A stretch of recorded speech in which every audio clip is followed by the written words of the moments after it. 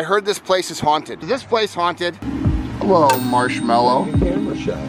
I like that. So you got an old tree here, turned it into a gnome house. So basically, this is what Dale does here, right, guys? Yeah. Stuff like this. I even got a little mini-me sitting up on the top shelf. Oh, that is funny. What is the story of Marlboro Falls? Marlboro Falls. If I quit smoking, you'd give me Marlboro Falls. Gave me Marlboro Falls, I quit smoking. 3 years later, I picked up a cigarette and it was like, this is the stupidest thing I ever did in my life. It was the most expensive cigarette I ever had in my life. We are in Fox Lake, Illinois, northern suburbs of Chicagoland. And there's the man right there, Dale Vanook. There's his place next to Marlboro Falls. I got the whole team out there. Yes, awesome location. And there's the nut job himself. What's up, crazy nut? Welcome, my brother. I heard this place is haunted. One time I think it might have been. Katie, you be able to tell us this. Is this place haunted? It can be, yeah. Even when Dale's not here? Oh, yeah. Oh, yeah. How long have you guys been with Dale? I've been with him for 12 years now. 12 years. 6 years. About 5. Who's traveling around with me today? Please tell me Dale's not going. Not me, I'm not going. You gotta run the store. Since you run the store, why don't you go ahead and show me the store? Looking nice out here. The haunted retail store. This is the kind of haunted house that I'd want to be at. Don't you have a snapping turtle? Yep, 2 snappers. Gosh, look at this. Look at the size of this. Oh, he's trying to eat the fish. That's a common snapper. Yeah, we got a little one up His here. name is Pabst, and her name is Stump. Pabst, like his Pabst Blue Ribbon? Yeah. Yes, sir. PBR. Everything looks great in here. And we got some little baby turtles here. Diamondback terrapin, huh? Blue diamondback over there too. Wow. Yeah, this is a beautiful turtle. Yeah, look at the head on that. He's marshmallow. Marshmallow. I can see why you would call him Marshmallow. Hello, Marshmallow. Camera shot. Beautiful diamondback terrapin. Look at that shell. Absolutely gorgeous animal.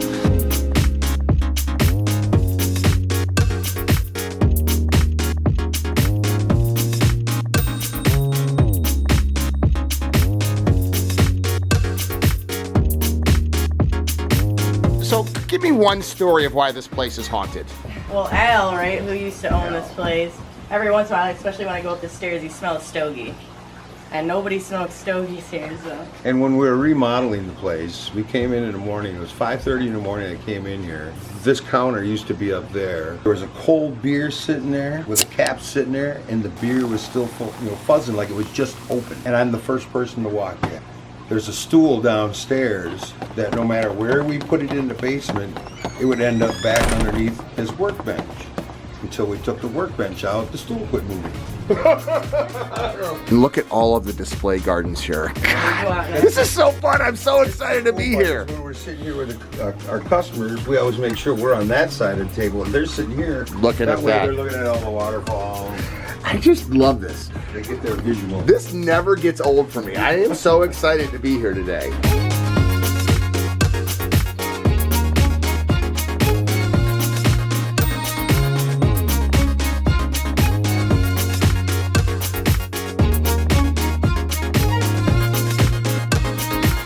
So what's over here? Our indoor pond. This one we kind of made it to look like, you can put a pond right off of your porch. You got the windows, house setting. And do you have some turtles in here too, I see? We got tons of turtles in here. There's about 9 of them. We got a soft shell, some yellow bellies, painters, some red ears, really pretty map turtles in here. And the old mushrooms. That we had the bowl in here, the spillway basin in here, and it took up so much room that we decided to put the mushrooms in here. And this is the turtle that started it all right here. You see on his back, he got hit by a car right out of here. The painted turtle. Yeah. So we used to have the little pond in here. Do you remember the little pond? Yep. So we brought him in, and that just started the turtles bringing more and more. Now we have people that are bringing us their turtles. Always, right? Yeah. Katie's the judge of whether we take them or not. I need a bigger pond. Everyone needs a bigger pond.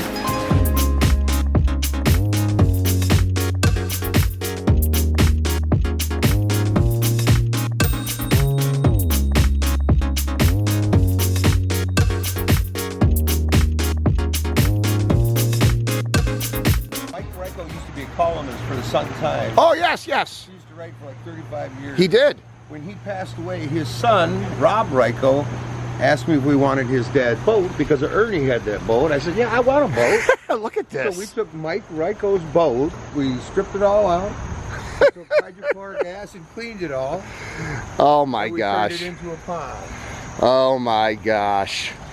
So this is Mike Ryko's last boat. Famous writer in Chicago, and now his boat has been turned into a pond with fish and lilies. And his son still comes by and sees it. Oh, that is so cool. We got a little aquascape pressure filter there, right? Oh, that's funny. Oh, Dale.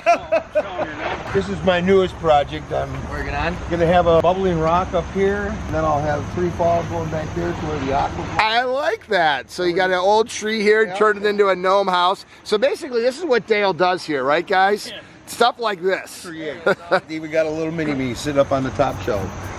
Oh, that is funny.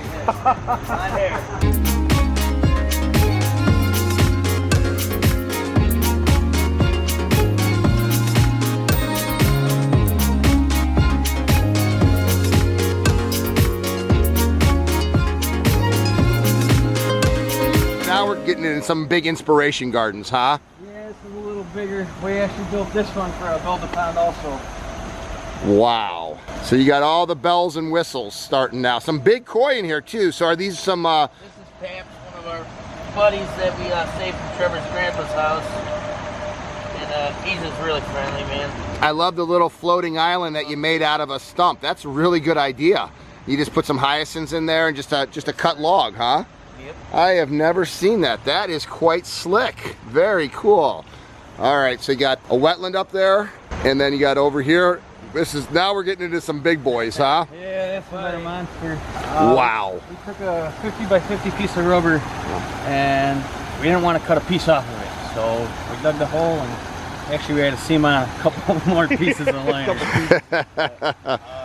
Dale, Katie, and Benson and I went down to Missouri and handpicked 48 pallets. Okay, so you got some limestone. So we had 2 semis shipped up here. We ran out, we had a 3rd one shipped up here. Uh-huh. And it rains, so the basin's a little full. You gotta get a little bit wet if you're walking through the steps today. Wow, beautiful. And some nice koi again in here. This would be a recreation pond. Yes. What would a project, Trevor, like this sell for from Wyldcreek?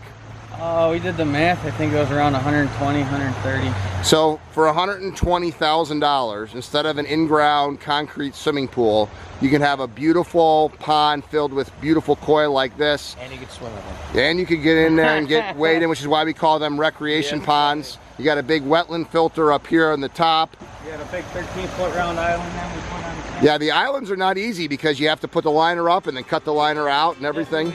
That is incredible.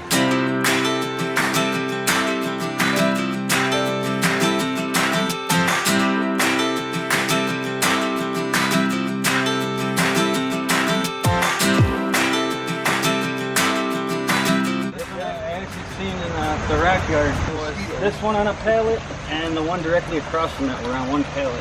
And I seen the holes going through, so I actually put a spillway box behind it, covered it with the liner. A waterfall, aquascape waterfall spillway box, and look at that waterfall. That is gorgeous, and just a nice little tranquil sound too. Yeah, so then we have this rock, the spillway, and then we have a jet down at the bottom that's over 2 feet deep, so we go about anything over 2 feet or 3 foot deep here. Yeah, you want them to circulate it. Yeah. Water moving. The pond power heads that go into the pond now. Just look at this. Look at all of the fish. Healthy koi nibbling on the rocks and the gravel below, because that's what koi do with their whiskers, which is why you want to have rocks and gravel as part of the ecosystem. But just look at all of these fish. How many fish do you have in here? Oh, I couldn't tell. A lot. 60 fish. I can see why you don't want to leave the office, Dale. That's my office chair right there, the couch. Right next to the Dunkin' Donuts, huh? Right there, right next to the Dunkin' Donuts.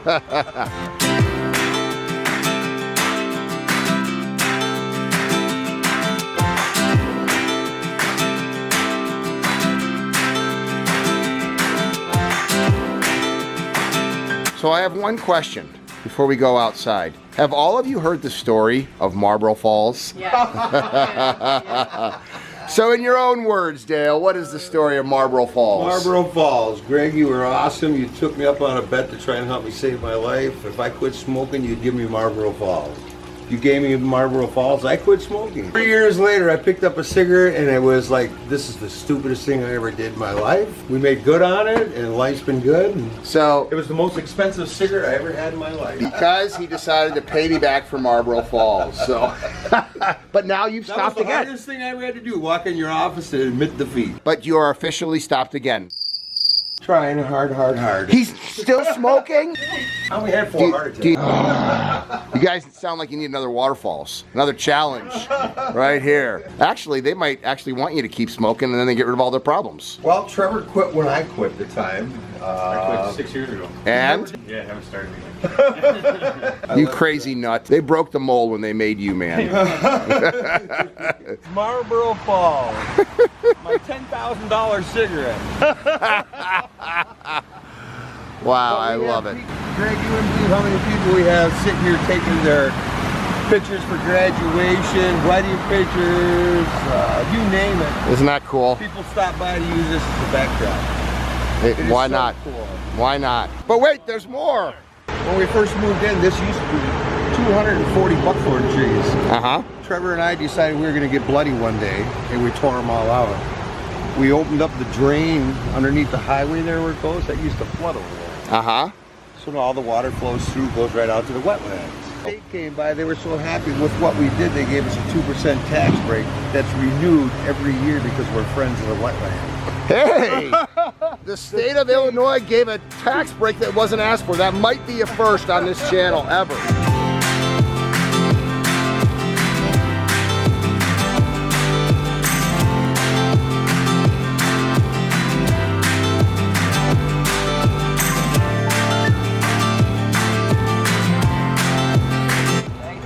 This one right here too. This is what we call our lazy man pond.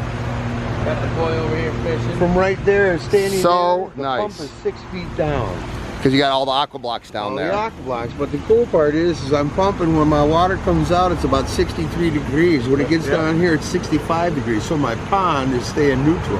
We don't get no big blooms, we don't get nothing. Because so much of the water is not exposed to the sunlight. Geothermal cooling in the summer, geothermal heating in the winter. Because it's 6 feet deep. It runs all year round. The earth heats it up. Yep.